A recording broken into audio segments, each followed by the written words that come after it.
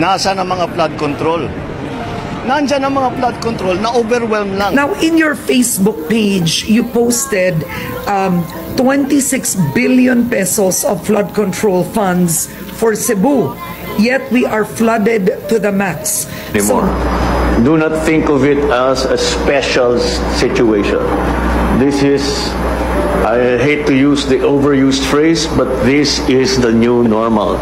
Ganito na talaga ang buhay natin kahit ano pang gawin natin.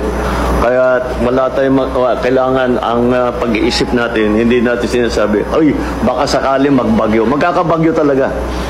Nagbago talaga ang panahon. Kaya yung climate change na aming pinag-uusapan ay talagang naging nakikita na natin. Hindi na kailangan ipaliwanag dahil unfortunately nararamdaman na talaga natin na sarili natin.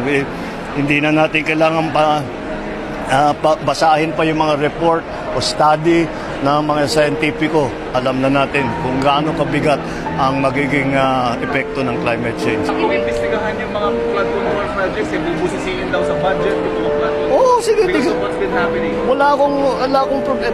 But also they have to realize there are two sides to this.